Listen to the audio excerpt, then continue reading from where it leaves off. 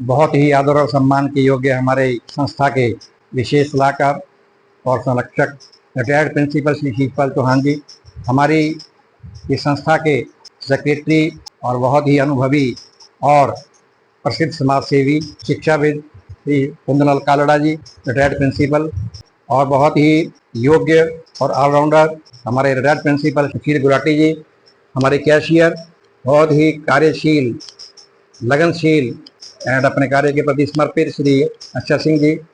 जैसे कि कालड़ा जी ने बहुत कुछ आपको बता दिया, जो कुछ बातें बीच में रह गई हैं मैं उन्हीं के बारे में आपसे बात कहूँ। संस्था का जो मुख्य विजन है वो केवल शिक्षा देना। अगर समाज को शिक्षा मिल गई, सब कुछ मिल गया, न जाने कितनों का सुधार हो।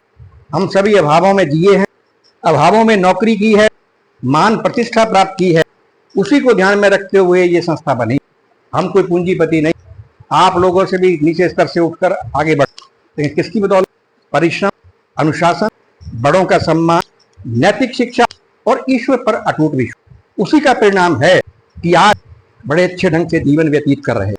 लेकिन अपने पिछले समय को नहीं भूले हैं, ना भूले, कभी नहीं भूले, जिस अभाव में हम जिए। आज ऐसे बैठे, टेबल पे, बेंच पे बैठे, चेयर पे बैठे, ये नसीब नहीं थी, हम पंखे तक नसीब नहीं थी, लाइट तक नसीब नहीं। तो अक्सर आप लोगों की जब सब कुछ मिल रहा है तो फिर अपना लक्ष्य पूरा कैसे नहीं हो सकता? कौन सी ऐसी ताकत है जो लक्ष्य तक ना पहुंचने दे? संस्कृत में एक लाइन आती है कि यत्ने कृते यदि न सिद्ध्यति कोत्र दोष। यदि कोशिश करने के बाद भी काम किसी का पूरा नहीं होता तो अपने भाग्य को दोष मत दीजिए, मत दीवारों पे सिर टकराइए। बहुत से बच्चे ऐसा कर लेते कि मैंने बड़ी मेहनत की, क्या हुआ मेरे साथ, क्या हुआ मेरे साथ? तो हमारे ऋषि मुनि ने कितनी बड़ी, ये भर्तृहरि जी ने कहा है, कोई पीएचडी नहीं कर रखी थी, कोई कोचिंग नहीं दे रखी, लेकिन आज भी पुरानी बातें आज तक और आगे हजारों सालों तक, आगे तक भी यही रहेंगी, माननी पड़ेंगी। सच्चाई है कि कोशिश करने के बाद भी अगर किसी का काम सिद्ध नहीं होता है तो अपने भाग्य को दोष मत दीजिए, बल्कि ये देखिए कि मैंने जो काम किया है, मेरे काम में कहाँ कमी रह गई, मैं क्यों सफल हुआ, उसके कारणों को ढूंढे, उसको तलाशें, फिर प्रयास करें, सफलता मिलेगी। लेकिन सोचे आप लोगों से अपना लक्ष्य पक्का हो तो फिर डामाडोल नहीं होंगे, कभी नहीं होंगे। करियर काउंसलिंग के माध्यम से, या आत्मा बताती है, लेकिन आत्मा को सभी पहचान नहीं पाता। और सबसे बड़ी बात हम जो महसूस कर रहे हैं, ध्यान देना, हमने अपना पॉइंट रखा हुआ है नैतिक शिक्षा। खाली हमने बच्चों को शिक्षा नहीं देनी, हमने एक सुसंस्कृत नागरिक तैयार करना है, परिवार के लिए, देश के लिए, समाज के लिए।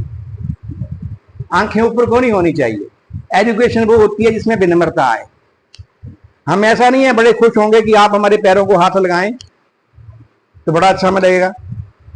हम ये देखना चाहते हैं कि हमारा बच्चा जैसे गुरु कुम्हार शिष्य कुंभ है, गड़ी गड़ी काटे खोट, अंदर हाथ सहारी दे बाहर बाहे चोट। तो गुरु तो अपना एक हाथ बाहर से एक हाथ अंदर से रखता है। जैसे एक माली अपने पौधे को तैयार करके देखता कि मेरा पौधा कैसा तैयार हुआ है।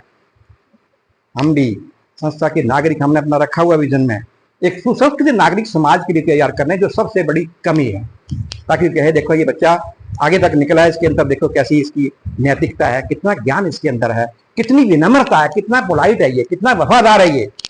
अगर ये नहीं है, आप कितना भी पैसा कमा लेना, कितना भी आगे निकल जाना, व्यर्थ है। तो संस्था आप लोगों से सुसंस्कृत नागरिक बनने की भी कामना करती है कि आप बड़े अच्छे नागरिक बनकर परिवार की, देश की, समाज की ओर सेवा करें और आगे बढ़े।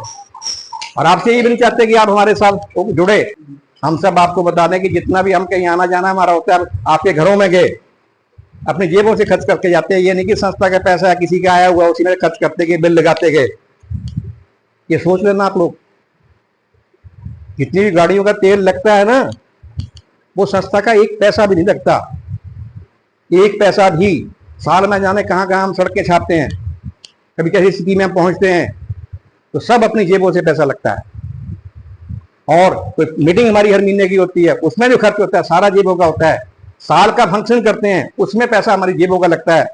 आप लोगों को बुलाएंगे जब हमारा एनुअल फंक्शन होगा, लेकिन आप लोगों से कामना करते हैं, हम देखेंगे, नोट करेंगे, पॉइंट सुन लो ध्यान से, कि जब हमारा फंक्शन होगा, साल में एक ही फंक्शन होता है, तो बहानेबाजी कोई नहीं आनी चाहिए।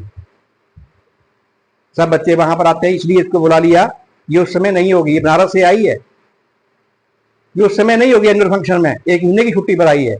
तो आप लोगों को जब बुलाए तो सारे बच्चे में लगे आए साथ में, चाय पानी का प्रोग्राम होता है, वो सारी चर्चा करते हैं, तो उनके बच्चों की विचार लेते हैं कि आप क्या चाहते हैं और क्या होना चाहिए।